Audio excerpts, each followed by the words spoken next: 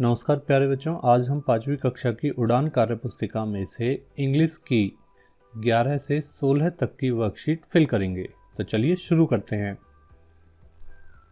सबसे पहले है वर्कशीट नंबर 11। यहाँ पर इन्होंने कहा है complete the sentence given below with preposition of time, कि यहाँ पर प्रीपोजिशन ऑफ टाइम हमें भरनी है इन, ऑन और एट में से। पर इन्होंने यहाँ पर जो सेंटेंस दिए हैं उनमें प्रीपोजिशन ऑफ प्लेस वाले सेंटेंस भी है। जैसे देखिए यहाँ पर प्लेस के बारे में है, ये दिख रहा है कि बिल्ली बॉक्स में है। आगे ये जो तीसरा सेंटेंस है यहाँ पर ये भी प्लेस के बारे में है, मीटिंग उनकी ऑफिस में हो रही है। चौथा जो सेंटेंस है ये भी प्लेस के बारे में ही है कि जो उनकी फेवरेट मूवी है वो कहाँ आएगी उसके बारे में यहाँ बताना है। तो प्रीपोजिशन ऑफ टाइम वाले 2 सेंटेंस हैं सिर्फ।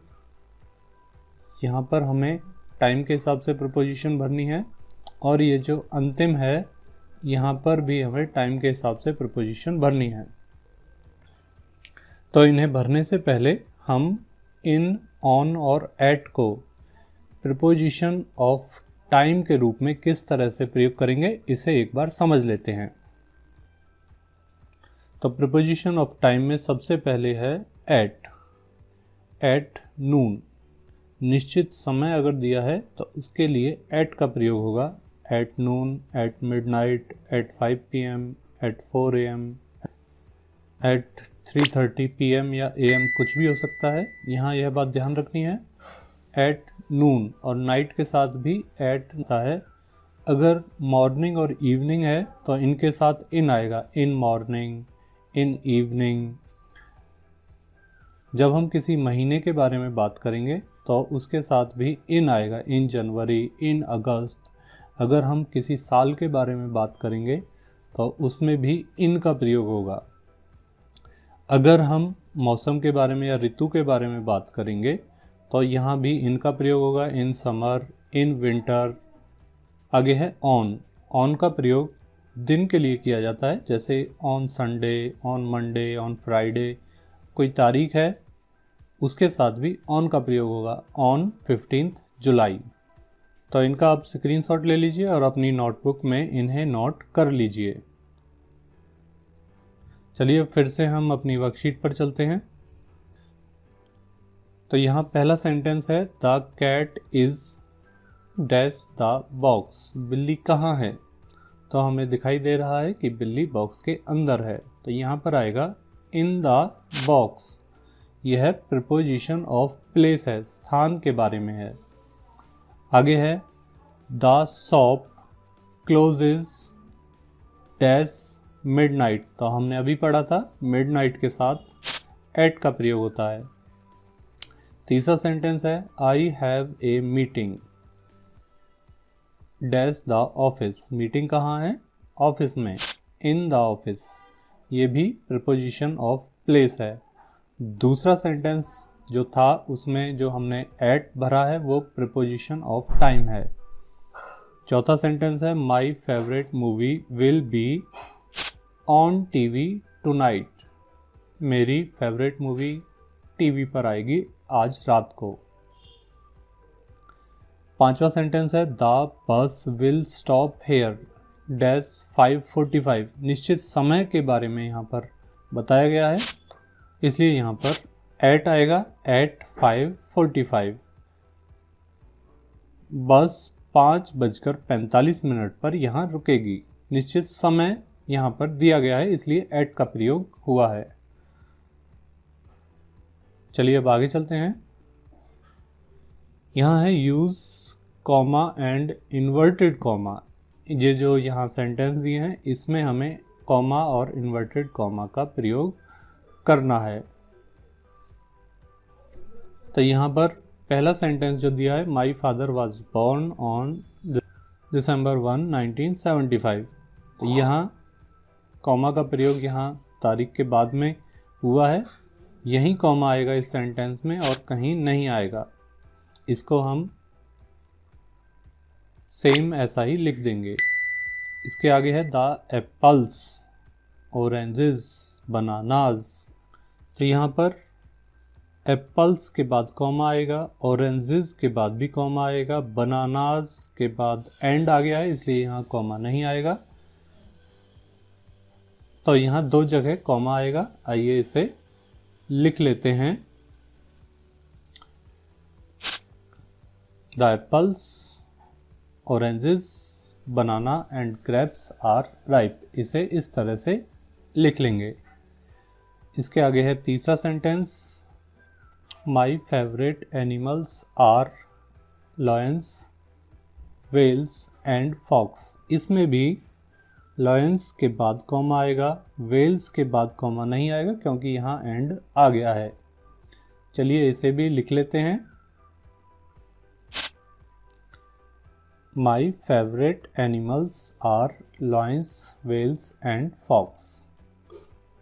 अगला सेंटेंस है, where should I park, dad asked. Dad ने पूछा, क्या पूछा? वेयर शुड आई पार्क, मैं गाड़ी को कहाँ खड़ी करूँ, गाड़ी को कहाँ पार्क करूँ। तो उनका जो कथन है वेयर शुड आई पार्क, यह इन्वर्टेड कॉमाज में आएगा और जहाँ इन्वर्टेड कॉमा ख़त्म हुए हैं वहाँ पर एक कॉमा आएगा। इस तरह से आइए इसे लिख लेते हैं। Where should I park, dad asked. जो कथन होता है उसे हम इन्वर्टेड कॉमा में लिखते हैं। अगला सेंटेंस है, I love this book sad lucky. Lucky ने कहा, मुझे यह पुस्तक बहुत प्यारी है। तो उन्होंने क्या कहा है? तो लकी ने क्या कहा है? लकी ने कहा है आई लव दिस बुक। तो इसे इन्वर्टेड कॉमा में हम डाल देंगे जो बात लकी ने कही है, और उसके बाद यहाँ कॉमा आ जाएगा। तो इसे हम इस तरह से लिख लेंगे, I love this book sad lucky. चलिए अब अगली वर्कशीट करते हैं। यहाँ पर कुछ शब्द दिए हैं, इन्हें हमें इस तरह से क्रम से लगाना है ताकि जो वाक्य बने उसका कोई अर्थ हो। तो चलिए, ही एंड लाइक एक्सपर्ट एक्टेड, इससे हम सेंटेंस बनाएंगे, he acted like an expert. उसने एक विशेषज्ञ की तरह काम किया। आगे है फेवरेट माई इज फ्लावर रोज। तो इससे सही सेंटेंस बना, my favourite flower is rose, गुलाब मेरा प्रिय फूल है। एम स्टूडेंट आई ए, तो यहाँ पर आसान है, आई एम ए स्टूडेंट। आगे है is April birthday father's in my. तो यहाँ सेंटेंस बनेगा, my father's birthday is in April, मेरे पिताजी का जन्मदिन अप्रैल में है। आगे है wakes up at 5 o'clock Arjun. तो यहाँ सेंटेंस बनेगा, Arjun wakes up at 5 o'clock, Arjun 5 बजे उठता है। चलिए अब आगे बढ़ते हैं। यहाँ हमें अपोजिट वर्ड्स लिखने हैं। अपोजिट मतलब विपरीत शब्द। टॉल होता है लंबा, तो ये होगा शॉर्ट। ओल्ड न्यू, बैक पीछे, फ्रंट सामने। सॉफ्ट कोमल, हार्ड कठोर। स्मॉल छोटा, बिग बड़ा। वाइस बुद्धिमान, फुलिश मूर्ख। स्ट्रॉन्ग ताकतवर, वीक कमजोर। अर्ली जल्दी, लेट देर। कम आना, गो जाना। तो ये हमारे अपोजिट वर्ड्स थे। आगे है वर्कशीट नंबर 15। यहाँ दिया गया है fill in the blanks with appropriate collective noun from the box, collective noun यानी कि समूहवाचक संज्ञा। समूहवाचक संज्ञा जो यहाँ बॉक्स में दी है, school, troop, kindle, bunch, herd, army, ये जो दिया है यहाँ पे CHOIR, इसका उच्चारण हम करेंगे क्वायर। एक बार फिर से सुन लीजिए, क्वायर। और अंत में दिया है पिल। तो यहाँ पर इन्होंने दो चीज़ें गलत दी हैं, एक तो ये ट्रूप और ये पिल। ट्रूप का मतलब होता है, ये जो ट्रूप है इसका मतलब होता है सेना, और ये जो पिल है इसका मतलब होता है गोली, जो हम दवाई लेते हैं ना, उसके लिए जो गोली होती है उसको कहते हैं पिल। तो ये जो ट्रूप है, ट्रूप की जगह पर यहाँ होना चाहिए था TROUPE, ट्रूप, और पिल के स्थान पर यहाँ होना चाहिए था पाइल। पाइल होता है ढेर। ये जो ट्रूप है TROUPE, इसका अर्थ होता है मंडली। तो चलिए हम ये फिल इन द ब्लैंक्स करते हैं। तो यहाँ सबसे पहले है ए डैश ऑफ फिश। तो मछलियों का क्या होता है? School, A school of fish. छोटी मछलियों का जो झुंड होता है उसे कहते हैं school of fish. A dash of kitten, Kindle of kitten. Kitten होते हैं बिल्ली के बच्चे, बिल्ली के बच्चों का जो समूह होता है उसे कहते हैं किंडल। आगे है ए पाइल ऑफ बुक्स। पाइल जो मैंने यहाँ लिखवाया था ढेर, किताबों का ढेर। पिल मत कर देना, पिल ऑफ बुक्स गलत होगा। पिल तो दवाई हो गई, गोली हो गई। ए पाइल ऑफ बुक्स। आगे है ए ट्रूप ऑफ डांसर्स। जो नाचने वाले हैं उनकी मंडली, ए ट्रूप ऑफ डांसर्स। पांचवा है ए हर्ड ऑफ शीप, भेड़ों का झुंड। भेड़ों का जो झुंड होता है उसे कहते हैं हर्ड। छठा है ए डैश ग्रेप्स। यहाँ आएगा ए बंच, बंच के साथ यहाँ ऑफ भी आएगा, ए बंच ऑफ ग्रेप्स, एक अंगूरों का गुच्छा। आगे है ए डैश ऑफ सिंगर्स। तो यहाँ आएगा ए क्वायर ऑफ सिंगर्स। ये क्वायर क्या होता है? क्वायर होता है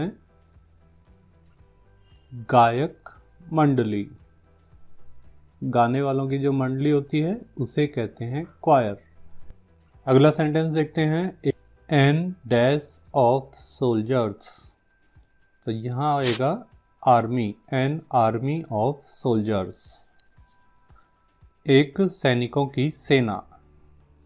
तो यह वर्कशीट कंप्लीट हो चुकी है। अब आगे चलते हैं। आगे है वर्कशीट नंबर 16। यहाँ हमसे कहा गया है make new words from the following words, one has been done for you. यहाँ पर हमें एक शब्द दिया है और उससे एक नए शब्द का निर्माण किया गया है। SPREAD, स्प्रेड, इससे बना है रीड। इसी तरह से हमें जो अन्य शब्द दिए हैं उनसे नए शब्द का निर्माण करना है। आगे है फॉरेस्ट।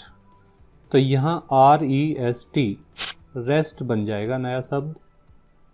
रेस्ट का मतलब होता है आराम करना, फॉरेस्ट होता है जंगल। हार्म, नुकसान, इससे नया शब्द बनेगा आर्म, ARM, आर्म, बाजू। आगे है ग्रो, ग्रो से बनेगा रो, रो मतलब लाइन। आगे है बिकेम,